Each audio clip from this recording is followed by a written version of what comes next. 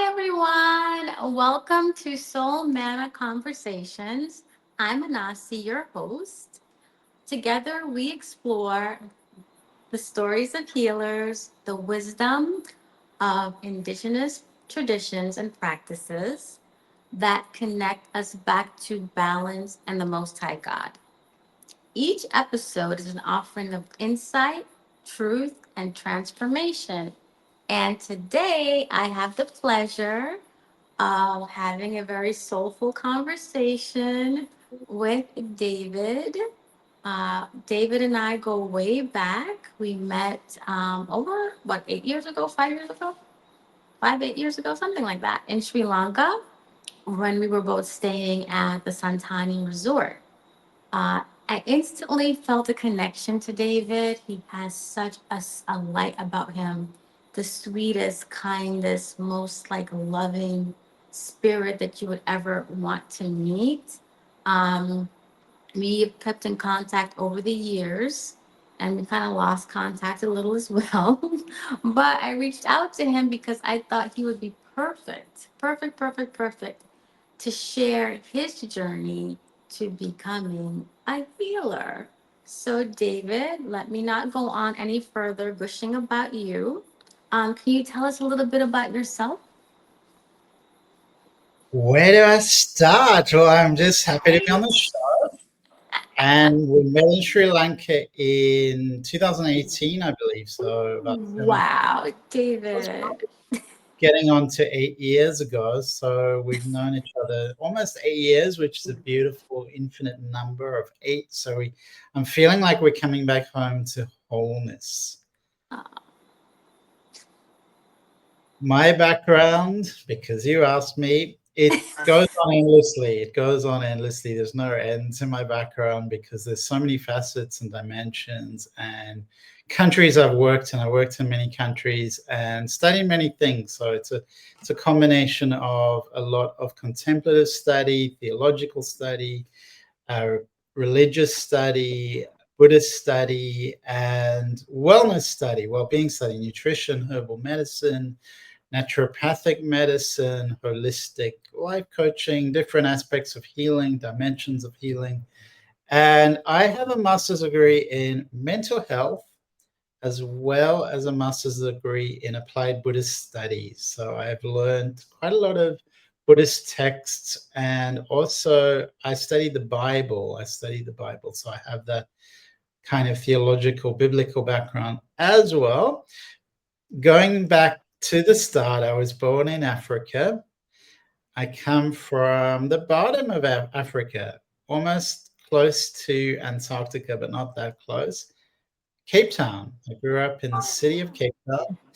My grandparents were born in South Africa, so there was a real footprint or energetic footprint in Africa, originally from Eastern Europe. And all my family moved to Australia 20 years ago or so. So everyone is now based in Australia, including me. I live in Port Douglas, which is along the northern Great Barrier Reef of the northeastern side of Australia. Which is very beautiful. It It's looks like a tropical. fairy tale. It's very rich. So the natural elements are so rich and strong over here. Wow. Well, I mean, the pictures that you've shared with me, like I keep telling you, it just seems like something out of a movie. It's like literally a fairy tale, guys. It looks like I expect to see like fairies coming out of the trees at any moment. We It looks did. so raw and untouched. Did I send you the grasshopper? And oh no, please send it. No, I haven't seen We that. do have some films that were here, some Hollywood people, Hollywood studio, and I have a great story. Not really, but Matthew McConaughey did a film out here, and I stayed in his bed. But years later, so I stayed in the same house as Matthew McConaughey. It's owned by a friend of mine. So Oh that's my God. connection to Hollywood. It's What? sort of a bit of a tenuous connection, but there you go. You got to touch the bed. That It's the Mas- bed. that Matthew Matthew McConaughey later. Oh, okay. exactly. Um, so David, I mean, you are skilled and certified in a variety of modalities. Is there any one that really stands out to you? Is anything that really like was most profound when you, for yourself, probably, right? Possibly for you as an individual, as well as any that your clients really gravitate to? I think my interest in indigenous medicine, shamanic medicine, is very, I would say, energized within me, and that comes from working in Thailand, but also ayahuasca. So ayahuasca journeys and going through the herbal medicine lineage, which is really rooted in Mother Nature, and indigenous cultures have all embraced herbal medicine. It's part of the origin of humanity, I guess, is really connected to herbal medicine and the plant intelligence, the plant wisdom. So that's what kind of inspires me.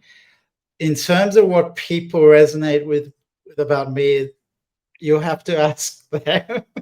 I guess I am a very good listener, so I have both a shamanic edge and energetic edge, very feeling and empathic, intuitive, and then I have this sort of contemplative side, which is very much about stillness, resonance, and presence. Okay. So can I assume that you combined mental health, right? Like your counseling, right? In addition to shamanic journeying, ayahuasca. So it's a comprehensive approach when you're dealing with your clients. Yeah, so I come from a holistic angle, so it's very much combining, synthesizing different elements into one, like a rainbow that has all these elements, and then when you combine it, it comes into the purity of white light. I like that. I like that. I like that. I like that. Um, so well I know you a bit. Um, throughout your journey, right, up until this point, can you recall when you, I know it's very, it sounds unfun, but I can't think of another word. When did your first awakening take place? Like when did you come in to embody what it is to become a healer, what it is to be a healer? Good When did that question. occur? Yeah, I know, but it's the kind of like because I want to know. I think for me, the silent meditation retreats were a big part of my sort of lineage, my heritage, like really connecting deeply. So Mm-hmm. attending different long when I say is like 10 days and in silence, 10 days in silence. So I've done, I think, 5 of those, the long ones. And so that was kind of a real, I would say, a grounding that gives me a grounding, a connection, and transformative, but it also is a resource that I can connect with. I can always connect to that resource because I've had that awakening experience. But awakening, it depends what you mean by awakening. It's kind of described in many different ways, and I feel like humanity is awakening in a chaotic way, and we're going through a lot of fire, and there is this collective awakening happening. There are different approaches to awakening, different aspects, and different, what it means changes over time. We're becoming switched on to our multi-dimensional nature, our hybrid nature, that we come from hybrid species, that we are switching on. This, it's almost like we have the genetic potential, but we have to switch it on. And that's what awakening is for me, awakening to our potential and being aware of the cosmos and our multi-dimensional aspect. So it does come down to consciousness. What is consciousness? And extending what it means to be a human being in this world right now. So I guess many experiences, many chapters of awakening. There's not one single event that would be like this is the only thing that changed my entire world, except maybe ayahuasca, which was a very like fabric dissolving our conditioning really your conditioning really just gets shut down or disintegrates with the ayahuasca. So you become part of nature, you become part of earth, you become part of Mother Gaia. So it's very intrinsic, very embodied sense of being. There's no like, this is David, this is my mind, this is where I'm situated. I'm actually part of that tree, part of that animal, part of that dolphin, part of the sea. Um, so ayahuasca gives you, it's a vessel for that kind of transformation, that kind of awakening. So I guess my first journey was in 2011, and that was a very transformative time in my life. When I moved to Thailand, I started working in Thailand, and after that journey, things really opened up for me in a global sense, working with people from all over the world in a wellness context, in a wellness resort in Thailand. And so, from being almost hidden away, almost anonymous, suddenly I was working almost on the global stage in terms of working with famous people and people from many different countries, and working as a healer, working as a therapist, working as a soul guide. It all happened really quickly after the ayahuasca. Oh, wow. Wow. But do you recall in your formative years, like when you were younger, maybe your adolescence to teen, did you have a calling to help others? Was there a part of you that really wanted to be of service? Or was it something, as you stated, sort of like triggered during your retreats or silent retreat, and then later on, you know, doing ayahuasca?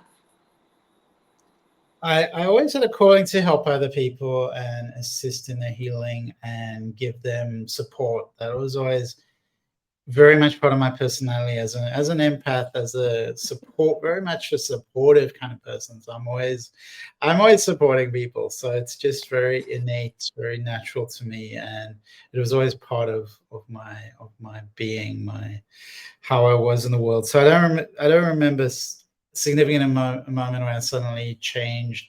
It's more like just becoming more aware of who I am as I go along. So little David was also very empathic and was taking care of animals and people just like you are now. Yeah, yeah, absolutely. I always, I was always, I was always like that. I was very tuned into animals, so I really spent time with them, particularly dogs, some cats, but particularly dogs. But I go like down to their level, so I would always go down to the level, lie down with them, sometimes even for fall asleep with them, sometimes for hours. I go down to their level, really experience the world through their eyes to some extent. At Mhm. least in my consciousness, I went on that journey often with animals. It always, I find, getting down to the level, because I'm not that tall, but I'm very tall compared to most dogs. So I'm up here and they're down there. So for me, getting down to their level was kind of a gateway to understanding their world better. Yes, I can definitely see that and relate to that.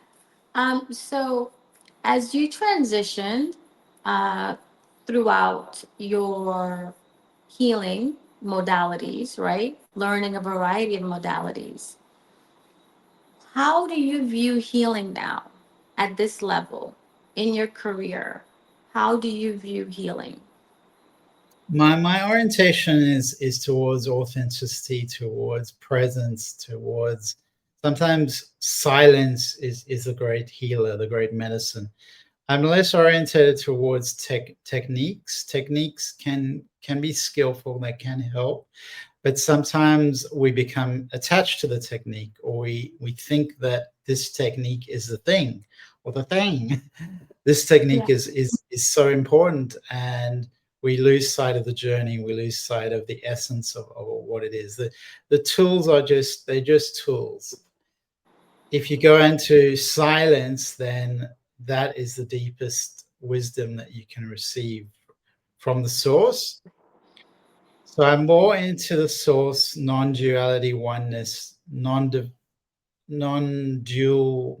devotional non-duality, I would say, is my approach in a nutshell. Devotional non-duality, which is the devotional aspect, is about loving presence, loving compassion for all of life itself, understanding the sacredness and interconnection of all of life itself, and of course humanity as well, being humanistic, being kind and compassionate to all people wherever they come from, whatever they're going, praying that their suffering may be released and reduced. So I very much come to the world from that angle of devotion and a non-dualistic perspective. So I'm not that interested in left, right, up, down, all these kind of divisions people love. They're so attached to. They're addicted to their divisions.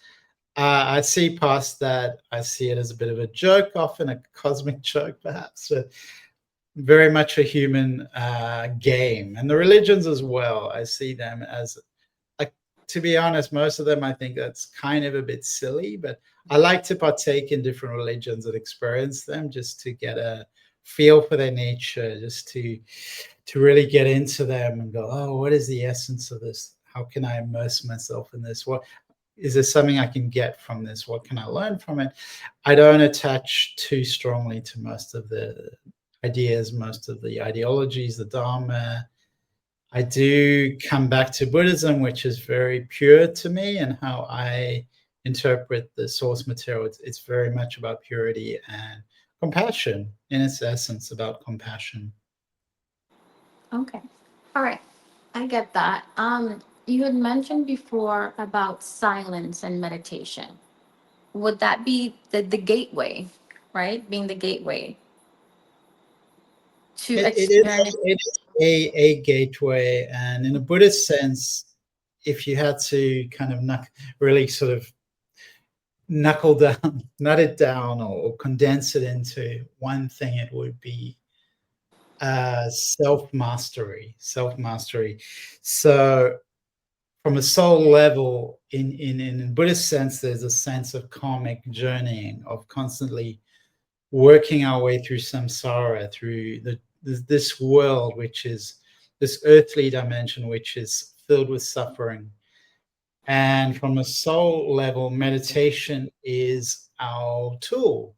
It's our tool to come back to our soul, to refine our soul, and ultimately to be redeemed, to face our ultimate truth, our ultimate destiny, which in Buddhism is called nirvana. Yes. So, can you give me some pointers on how to meditate? I try to meditate. I may make it to 5 minutes before I start to ruminate, right? Um, I've tried meditating first thing in the morning when I wake up because, things will calm then for the most part. But for me, it's been challenging sitting in stillness for a prolonged period of time. Do you have any pointers for me? Yeah, absolutely. So people often look for magic formulas and tricks and tools. And for me, because I've attended many of these meditation retreats, Mm-hmm. I've got that practice in me. So I can access states of consciousness often more, maybe easily, or more effortlessly than perhaps other people, because I've been through that.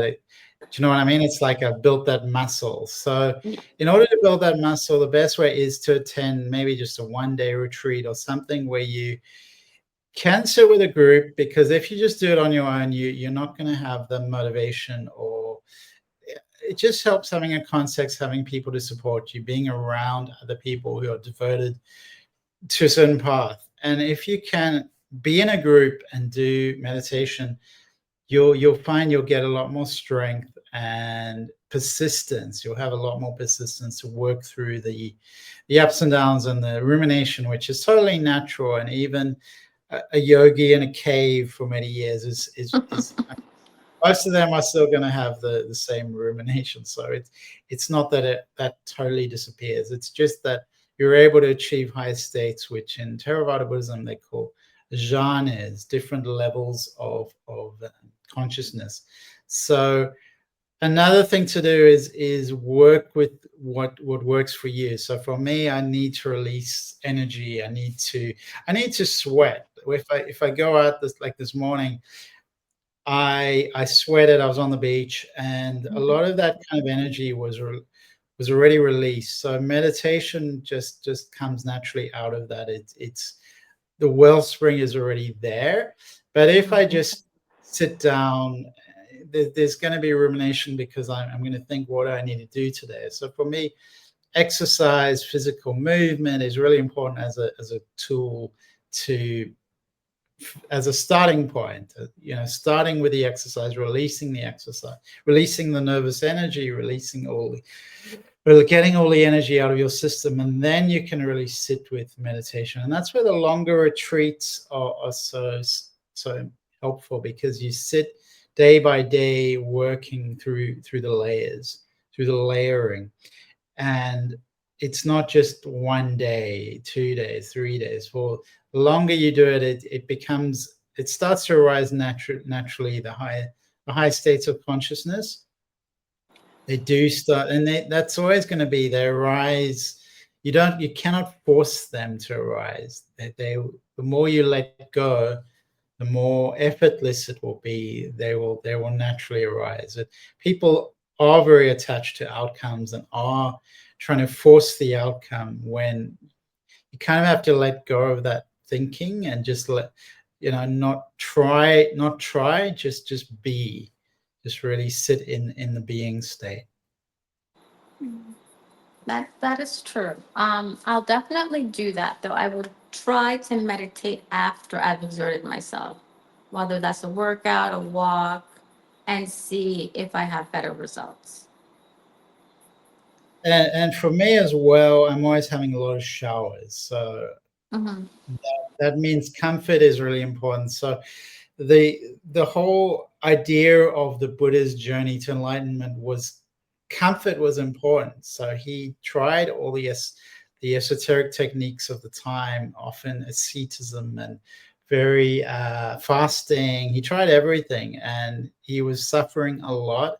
And then when he went into the middle path, which is, I'm going to sit comfortably in the shade and get myself comfortable, he realized that comfort is really important to the mind, because if you're in pain, it's going to be very hard for you to really transcend the illusion of consciousness, the illusion of who we are, or who we think we are. So the stillness that comes from being, I shower, put on a shirt, sit in a comfortable chair. So for me, that helps. It really helps me. When I've done retreats where I've sat on the ground, I wasn't comfortable, and it didn't. It was a real struggle. So I was always struggling, and it wasn't really feeling like I got anywhere. But when I discovered that I could sit in a chair and actually meditate, it really helped me, Oh, because I nice. physically supported.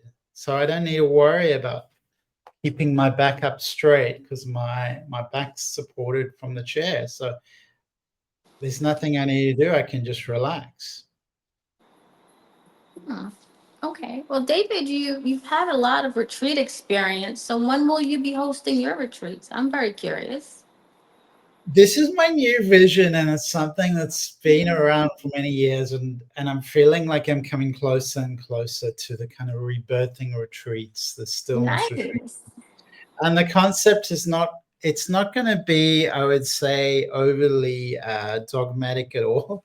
Not like this is the particular ideology I'm teaching. It's about open-ended, people finding their own way. That's really important. Supporting people in their own transformations, and not thinking I know everything. I certainly don't. Acknowledging each person's inner wisdom and facilitating the unfolding, the rebirthing of each individual consciousness, each person's own awakening. So I have some ideas. I've got a retreat center in Bali that's very keen on the concepts. Yes. Bali. I've been to Bali a few times. It's very fertile, and I really like Bali. It's got that feminine energy, that Mother Gaia energy. Everything's alive. Everything is green. Lots of rain. Much like Mhm. Hawaii. I love Hawaii because it's so fertile. Okay, so we might get something maybe in next year. You think maybe possibly Yeah, in yeah. Bali? We'll be meeting you in Bali in Looking, 26. looking for people who have interest, who want to recreate themselves, interested in rebirthing. So absolutely, please do message me if you would like to have a chat. We can explore further. And people who want to deepen their meditation practice, absolutely. But just people who want to be healthier. Sometimes it's not just about awakening, it's also about getting the body healthy, because this is our vessel, our divine vessel. So being more healthy is really important, and getting away from all the digital stuff, all the AI stuff, all these things that mess with our consciousness, that mess with our nervous system, the Wi-Fi, all of the digital media that inundates us with 5G towers and that kind of dimension. Also, getting people in a healthy, more pristine state is helpful. Helps them along the journey of awakening. It definitely does. And I know I'm probably keeping you, but this will be my last question because that just triggered me. In this day and age, especially with younger people, how do we get that message across that 5G is a thing? It is damaging. You are becoming addicted to social media. It's something that you do constantly, the constant mindless scrolling, right? But how do we get that across to them to find a way to be more balanced? I mean, this is YouTube, obviously. Social media is needed. We get information from it. We're also entertained from it. But it's something that could be done in an excess, which then makes it not good for us. Yeah, it's a huge issue. Great question. Definitely, if I had kids, I would highly recommend just not allowing them to be on social media, to be honest. Are you Until serious? you're about Yeah, until you're about 40 years old, you're not ready for social media. So kids just yeah, no social media. It's really unhealthy for them to have the devices, because the brain's only still developing into one's mid-20s. So people's brains they're not developed. Even sometimes people in their 30s, you feel like, oh, they're not ready for this. So the idea of giving this to kids, I'm really sad by that. Like, the devices, that it's really just remove it. Just don't. And maybe middle ground, is okay. Like, let them use technology at school, but when make your home more like a temple. Remove these signals. And I understand if you use Wi-Fi, but turn it off when you're sleeping. At least give your Oh, I do. your soul a rest, give your nervous system a Yeah. rest. Yeah. But it's a tricky topic that humanity is grappling with. And definitely for kids, there isn't a safe exposure to these kind of frequencies. But on the other hand, in another perspective, we really, the fire is intensifying. So we're bringing out this fire. The cosmic frequencies are getting more and more intense. The sun's energy, the solar flares are intensifying. So I feel like these things they're in synchrony, that it's happening at the same time, to amplify our consciousness, to bring on the awakening. So, in another sense, maybe it's making us stronger, so we can deal with more radiation, so we can deal with extraterrestrial contact. We can, yeah, do more space travel, because our nervous systems will be reset, will be stronger. So maybe there is a certain survival of the fittest. If you can survive these frequencies, 5G towers, then you can survive traveling through space. But the 5G towers are extremely destructive on our frequency, and we are a vibrational species. We do work with energy and vibration, so it disrupts our energy frequency. So it causes a lot more cancer, a lot more sickness, a lot more illness, and people can be sucked into a kind of victim consciousness. So being in nature is the best medicine there is. Feeling the sun on your skin is the best medicine there is. The ocean is so healing as well. There's a lot of fights, a lot of battles for us to do to clean up people's diets. Alcohol is super toxic. Drugs are, most of them, super toxic. So drugs, alcohol, it all, media, Netflix, it all sucks us into addiction and disempowerment. And collectively, it's going to take work. It's going to take all of us standing up as individuals and saying enough, taking our power back, taking our Yes. power back. Well, that's, I think, one of the reasons conversations like these are so important, because it is necessary to give individuals insight into how behaviors that they take for, it's like it's social media, everyone does it, to let them know that yes, but that doesn't mean it's necessarily good for you, right? That it is damaging in some aspects. Yes, it's needed and we utilize it, but how can you be aware of the harmful nature of it and be more balanced in your approach to utilizing, you know Wi-Fi? Many of my friends still sleep with their phones, right next to them. And I And tell them, the one thing you said was it's needed, and is it needed? well, I think it is. Can you Uh, imagine, David, going back to rotary phones? yeah, I had one for years. It was great. It was great, and I had a basic phone that just had you could just make calls and Yeah. send short messages. It was perfect. I was very happy. So I don't know why we think, oh, we need it. Like, you don't need it. You can think social media, like, what? We don't need social media. Social media needs us. We don't need it. So no, we don't need social media. It's definitely not. But I understand a lot of technologies can be useful, and we are moving towards this AI age of robotics. Absolutely, but that doesn't mean we need social media, and that doesn't mean we don't need basic elements like good food and nutrition and time in nature. Well, we need to come back to that. I think that is something that we take for granted. And I'm here in the Caribbean, and similar to my experience in New York, most individuals spend the majority of their day inside of an office. Do you Hmm. know how many of my clients have low vitamin D living in the Caribbean, not going outside? So I think as we progress, as we get more modernized, right? As a culture, we neglect the simple things, what's just around us, like the beach, walking through the woods, going on a hike, walking outside. Where do we go to work out? We go to a gym, right?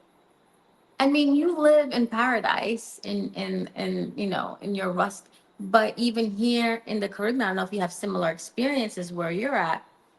The majority of people are indoors. And then you see people too walking outside with umbrellas on, with umbrellas in the sun, not in the rain, with umbrellas to protect themselves from the rays of the sun. So we've moved so far away from ancestral practices of just being outside, walking around, walking to where you want to go. Everyone wants a car. No one wants to walk around anymore. So it definitely will take us changing our perspective on what it means to advance, because advance always sounds good. It always sounds like you're moving upwards, like you're getting better, you're advancing. But are you really? In what aspect? Well, there's a lot of topics in that. There's certainly a lot of addiction involved as well, and people seeking comfort. So yeah, it's easier to have a car than to ride a bike. Mm-hmm. But there's a lot of countries, a lot of places like in Europe where everyone rides a bike. So I wouldn't say we have to follow that path.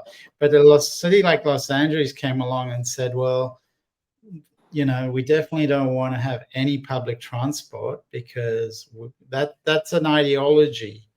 That's an ideology. That's not how it has to be, and that's not technology. That's just an ideology. So Los Angeles said, no, we don't want people taking buses. We don't want to have trains. Everyone must have a car. That's just an ideology. Probably came from Ford.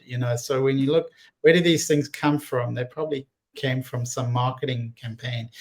It's not how it has to be. We can all have bikes. We don't need cars. It's just how we think about the world. So those are in the realm of ideas and the realm of thought forms that can be changed. And I know certain cultures have these strange, for me, strange addictions to drinking Coke or something like that. And I'm like, Yeah, what? yeah, yeah. That's just So a right. kind of indoctrination, or what your family what your family did, that you people got conditioned in that way. But if your family didn't give you Coke, you wouldn't think that was, you would be like, what is this toxic stuff? Because your body goes into shock if it's not used to something like Coke. You give it Coke, and it's actually not. It's so toxic. It's not going to respond well to that.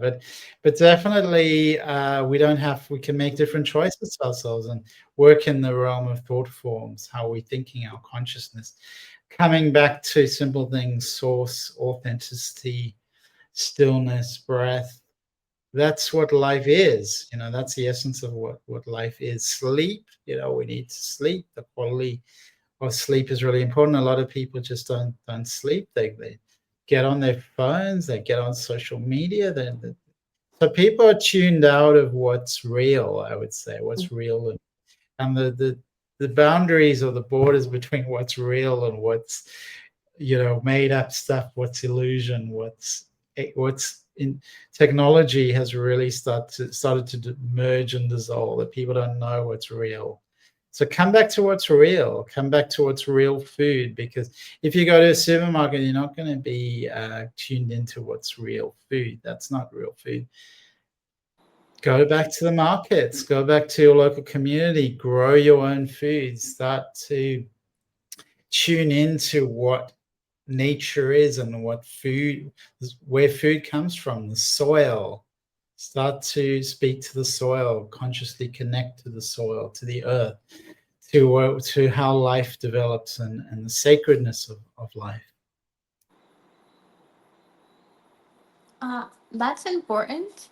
Um, and I think if we start teaching our younger children that, then it would be very helpful, and model that for our older adolescents, teens, young adults, because peer pressure is very prevalent. Like, even with adults, you want to do what the masses are doing to feel accepted, right? So I can freely say, if I go hug a tree and there's a group of people around, they would look at me like and like, what are you doing? So it may seem strange, and depending on the individual, you may not want to be judged in a weird way. So it may be something that you may not necessarily feel comfortable doing, right? Because of how people may perceive you. So there are many layers to embracing that change and connecting and changing your diet when society says, eat meat or chicken and chips is what we do here. So why are you eating? Yeah, there's a variety of reasons, from my experience and what I've seen, why people do certain things that may not be the best for them. Yeah, if you're talking about something like meat, there are people who they've always been around people who like, no, I'm vegetarian, I don't eat meat. So you don't have to follow the crowd. You don't have to do what other people are doing. It's not like that is a fait accompli. Like you just have to do what everyone else is doing. But I understand it's difficult to go against the tide, to go against the waves, and we've seen that a lot historically, even with medically, with people allowing themselves to be experimented on medically and things like that. People don't always realize that they do have a voice. They can stand up. But there's many examples of people that we can be our role models, that we can use that as an example of someone who spoke out, who stood up and said enough is enough, and I'm not going to follow everyone else. But I think because everyone else is doing it, that doesn't mean you should be doing it. You got it. That's part of what awareness is, what awakening is. It's very much part of awakening. Actually, if everyone's doing it, probably do the opposite. Probably that would be the best idea for you. Yes, I agree. Um, David, thank you so, so much. Can you tell us how can we connect with you? Because you're so knowledgeable on so many different things. Um, how would someone be able to work with you? So work with me, I have a directheal.me link, and if you look below, if you go davidstarlight.com, you'll find it. My YouTube channel, David Starlyte, as well. Instagram, David Starlyte. Everything's just David Starlyte, and that's where you can find me on channels like LinkedIn, Facebook, David Starlyte. Ah, wow. Well, yes, David Starlight, it's been a pleasure speaking with you. And I hope to have you back on again because there's like so many questions I have for you, David. But I know your time is limited, and I thank you so much for being with us today. So guys, you will find David's information below in the description is how you can contact with him to work personally and also to find out about that 2026 retreat, which I will surely be at because I have always wanted to go to Bali. Amazing. Let's do it. Do this thing. So we're Yeah, building a new I, warriors, I, the new I earth. know, I know, because We're I part of didn't the get year. to go. I didn't get to go to the Maldives. Remember, you were telling me to go to the Maldives after I left Sri Lanka. I didn't get to go. So I definitely want to get Bali off of my list. I So feel once practical. you post it, we will be there. Oh, thank you so Uh, much for Is that. it dog friendly? It's going to be dog friendly, David? Is it going to be dog friendly? That is a great You're question. not going to bring Panda and Bruno? No, no. But great question. Is that in the context of your own dog? Just let me Uh, know. Let me know. I usually travel with Josh, so let me know. Right? I'm dog friendly. But the laws of the country will be applying as well, not just my own rules. I have to do the laws of the country. Oh, they don't do the dog import. I would have to look into it. I know Australia does not just allow you to bring your dogs. I don't know Okay. if you heard of Johnny Depp. He did an apology. That was quite a big story out here I for. don't, well, I'm not, He Johnny just brought Depp. his dog, pretended it Yeah, didn't I happen. remember. I remember. He I had a remember. I remember. private jet, and it was a whole It was the scandal. whole thing. It was the whole thing. I watched part of the trial. I have to say, Yes, I didn't. yeah, you cannot just bring your dogs into Australia. It's So fine. I would have to look into Bali. It's fine. For I just had me, to yes, ask. I'm very dog friendly, but Yes, you know that's my fur not a baby. country. I'm not a country, so I cannot speak for the rules of each Okay. country. Well, guys, I hope to see you all there in Bali with David, with Ja and I possibly. My I, but maybe not Ja. Well, we So will be awakening the consciousness of the dogs because they're also here on the awakening journey. they sure are. Thanks again, David. And guys, if you enjoyed today's episode, please subscribe, like, and share for more. Thank you again. Bye. Hi, everyone. Okay, that's where we cut David. Then he'll cut it off at that point.